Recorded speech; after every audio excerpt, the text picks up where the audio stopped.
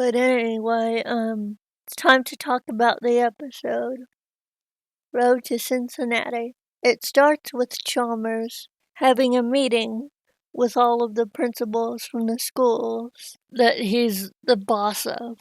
Other than Skinner, as far as I know, we've never seen any of these principals before. One of them, named Finch, makes a joke about another one's weight. Everyone laughs. Skinner tries to do the same thing, but all he says is that that guy's wife was unfaithful, and he just makes the guy sad. Chalmers announces that he has the honor of speaking at a superintendent convention in Cincinnati. He's allowed to bring one person with him, so he chooses Principal Finch because he has the highest test scores. When Skinner complains about it, he said, "Don't worry, Skinner, you weren't even close to getting to go on this trip." Later, Skinner's at school, and Bart, his only significant role in this episode, is that he helps Skinner by encouraging him and telling him that it's not too late to prove himself to Chalmers. Chalmers is getting ready to go. He's waiting for Finch to come so that they can go to the airport. But then the guy sent him a video message telling him he got food poisoning and can't go. Right after the message ends, Skinner shows up in a taxi. He claims he saw Finch post about the food poisoning online and rushed right over.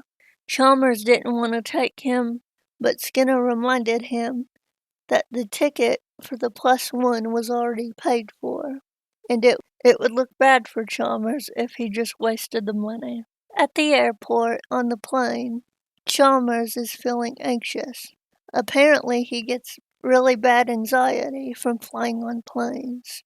He has pills to help him, which I know how that feels. They're in his luggage, but Skinner checked his luggage so that it was being put in baggage. To be fair to Skinner, he had absolutely no idea that Chalmers had anxiety and had pills in his bag.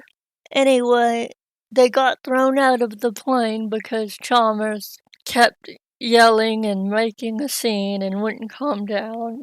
One joke that I like is that pretty much every person on the plane had some emotional support animal of some kind. And Chalmers was just like, "I'm going to die in a flying zoo." Apparently there are no other airplanes that fly to Cincinnati. I keep wanting to call it Chimdale for some reason. That's a town on American Dad. Unfortunately for both of them, they had their cars in the shop because they were both getting them ready for winter. So, since they had to have a car to get there, Skinner asked his mom Agnes. Of course, she wasn't going to give it to him at first, but then he told her that this might be his one chance to be friends with the person he admired, that he's been admiring for years. And his mom said that he does deserve to have some friends, so she gave him the key. Unfortunately, they weren't able to drive that car for very long, because on the way there, they ended up picking up some hitchhikers. Chalmers was the one driving. He picked them up because he was bored and thought that being around potentially dangerous hitchhikers would be better than just being alone with Skinner. Unfortunately for him, these hitchhikers were like, they did improv, but they always spoke like they were in a Shakespeare play. And of course, Skinner really enjoyed it, and Chalmers was very annoyed. And he turns around to look at them and yell at them to shut up. And they end up crashing into a truck. And I guess the improv people just run off because we don't see them till the very end of the episode. But Skinner and Chalmers end up in a courtroom, and the judge was a woman who was mad at them because she was missing her shows while she had to deal with them. And her son was the bailiff, and she was yelling at him because she needed him to make an appointment to the salon or something. And Chalmers, he does everything for his mom, so he has a little manicure kit that's travel sized that he keeps in his coat, and he used it on the judge and gave her a nice manicure so that she would trust them, and she not only let them go, but she loaned them her car. And she apparently doesn't even let her son borrow the car. She says that her car is for good boys.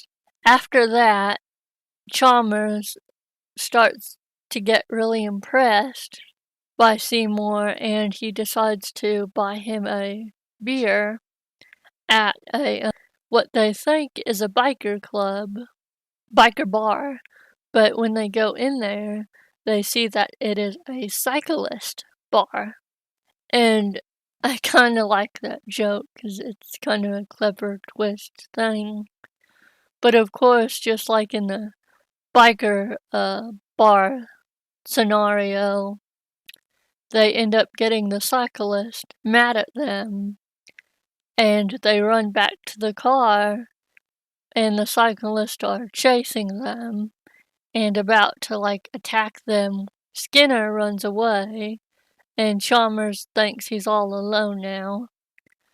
But a second later, Skinner shows back up with these veterans that were all in wheelchairs, manual wheelchairs, so they were really strong. And they said that people in wheelchairs are apparently a cyclist's natural enemy. And the guys just chased the cyclist off, and then Skinner explains that because he is a vet, he keeps up with all of the veteran reunions that are going on in the area, even if it's not for his particular squadron or whatever it's called. And I mean, it's really contrived that they were literally right there over the hill that the car was right next to. But I mean, I guess they needed Skinner to do one more brave thing for Chalmers to get him to like him some more. But anyway, they stop at this little B&B place to freshen up and make themselves look more presentable for the convention. And while they're there, Skinner is going to use the phone, and he picks it up, but Chalmers is on the other phone upstairs, so Skinner can hear everything he's saying, and he was talking to Principal Finch. Apparently, they had this agreement that Chalmers would fire Skinner because Finch wanted the job at Springfield Elementary. They don't explain why, but that is the reason that his school super high test scores, because they made a deal that he would get Skinner's job if he got the best scores out of the rest of the schools in town.